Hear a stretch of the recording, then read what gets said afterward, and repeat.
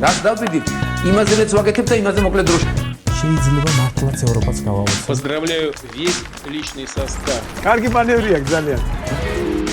დიაბოლოვაში გადაცემდა. ვაშა გადაცემა თქვენთან არის თენგის გოგოტიშვილის პოდკასტი. აუცილებლად მოიწონეთ და აუცილებლად გამოიწერეთ ნებისმიერ პლატფორმაზე. YouTube-ზე, Facebook-ზე, Instagram-სა და TikTok-ზე.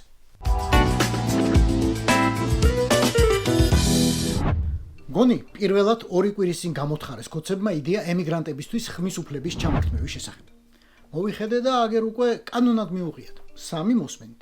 საჯარო განხილვით, ერთგულ პროპაგანდისტთა და მომხრეთთა მობილიზებით, რომლებიც ყველა ეთერში ვენებს იგლეჯდნენ, თუ ვინმეს ხმის მიცემა უნდა, ბილეთი სულ ცოტა ერთი თვით ადრე უნდა იყიდოს, ჩამოვიდეს, უბანში დომინო დააჭახუნოს, ნარდი გააგოროს, ბიჭები ლუცა და არაღზე დაპატიჟოს, თბილისის სმოგი ჩაისუნთქოს და მხოლოდ ამის შემდეგ ექნება უფლება, რომ ხმა მისცეს საქართველოს არჩევნებში.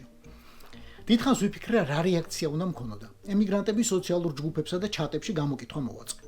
ყველა კონტინენტზე მივაწვდინე ხმა ჩვენებურებს, ყველა განეძე ვიპოვნე ქართველები, ყველა გრძედზე, ყველა სარტყელში ვუდეპეშე, ყველა საზრი მოვისმინე. შევკრიბე, დავაჯამე, დაუწურე და ახლა ერთად მოგახსენებთ, რას დამაბარეს ემიგრანტებმა თქვენთან, პროჭორვილერებო.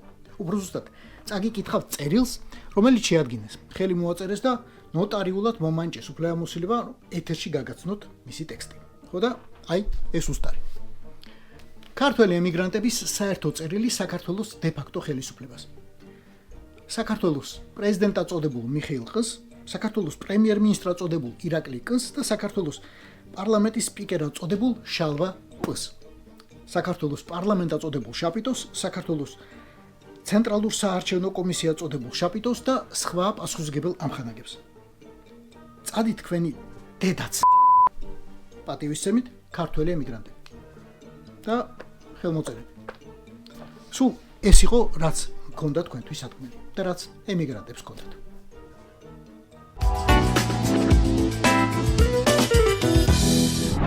შვედეთმა მედიცინაში რევოლუცია მოახდინა.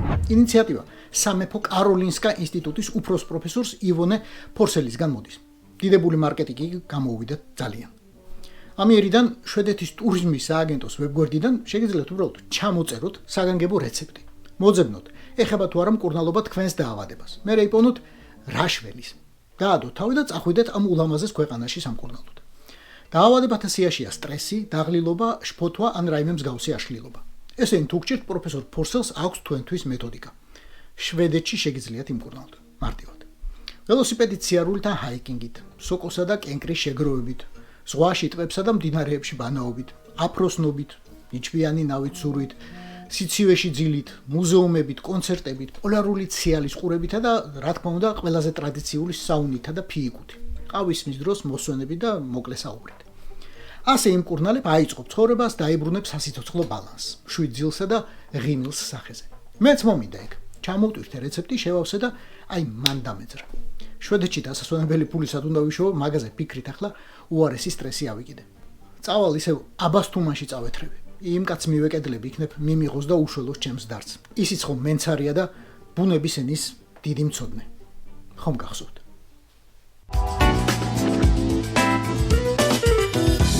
ამ ეტაპზე მიმდინარეობს ელექტროენერგიის და ბუნებრივი აირის ტარიფების გადახედვა. ზრდა შეეხება ელექტროენერგიის ტარიფებს, თუმცა დღეს კონკრეტული ციფრის და კონკრეტული ეს თქვა ზრდის პროცენტის დასახელება გამიჭირდება. ოპა, შეგენაცვალე.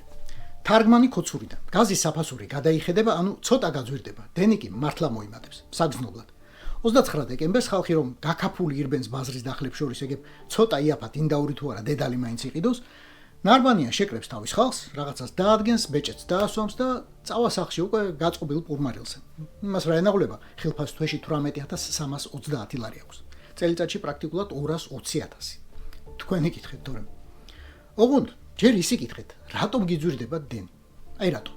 იმიტომ რომ 2 წლის წინ ზუსტად 2023 წლის 28 დეკემბერს იმავე კომისიამ, იმავე ნარმანიას ხელმძღვანელობით დაადგინა. სიტყვა სიტყვით. ენერგეტიკისა და წყალმომარაგების მარეგულირებელი კომისიის გადაწყვეტილებით საქართველოში ელექტროენერგიის ტარიფი 3 თეთრით შემცირდა. მომდევნო 3 წლის განმავლობაში ელექტროენერგიის ტარიფი სემეკმა დაამტკიცა. ტარიფი დაიკლებს ყველა კატეგორიის მომხმარებლისთვის. 2 წლის წინ ეს იყო ყველაზე ხმაურიანი საახალწლო მილოცვა. ამით იწყებოდა გამოცემა კომერსანტი, ბიზნეს მედია, ბანკები და ფინანსები და ბოლოს და ბოლოს საზოგადოებრივი მაუწყებელი. თქვენი საზოგადოებრივი მაუწყებელი, 100 კო, თიკო, გვიმრაძე და ვიღაცეები. და ეგენი ხომ არ მოიტყუებდნენ, შანსი არ არის. ამიტომ ვკითხულობ, 2 წლის წინ თუ 15 თეთრიანი ტარიფი 3 წლით დაადგინეთ. ახლა რატომ გვაყაჩაღებთ და გვიმატებთ გადასახადს? ეს 1 წელი ვის მოუტეხეთ? 2026 წელს რატომ არ რჩება მოქმედი ტარიფი? ვის და რატომ ემუქრებით საერთოდ უკუნით?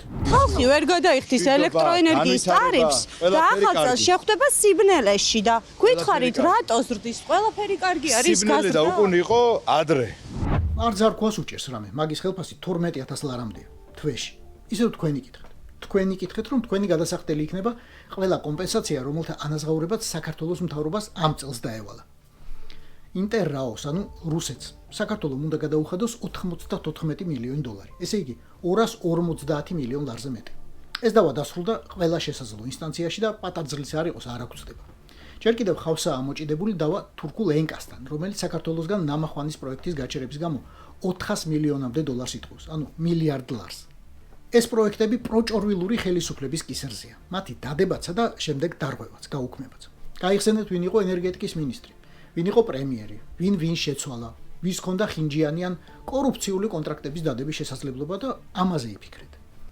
იფიქრეთ იმაზე, რომ ამ ყველაფერს უკვე წაგებულსა და გადასახდელს ემატება საერთაშორისო საადვოკატო კომპანიების ძალიან ძვირი მომსახურება, რომელთაც მთავრობის გასაჩივრებული საქმეები ვერსად ვერ მოიგეს, მაგრამ გადასახადი კი დიდ შეგვაწერეს. ეგეც 10 მილიონი დოლარი. საქართველოს გადასახდელი.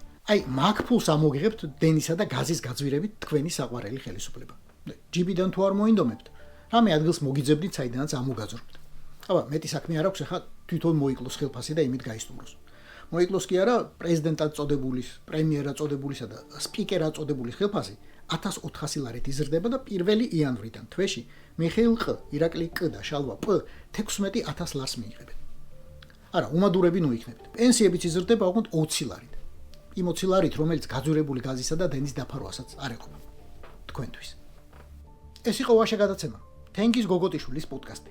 აუცილებლად მოიწონეთ და აუცილებლად გამოიწერეთ ყველა პლატფორმაზე: YouTube-ზე, Facebook-ზე, Instagram-სა და TikTok-ზე. რაც დავიდით, იმაზეც ვაკეთებ და იმაზე მოკლედ დროში. შეიძლება მართლაც ევროპაც გავავოცოთ. Поздравляю весь личный состав. კარგი მანევრია ძალიან. Я помню ваши გადაცემა და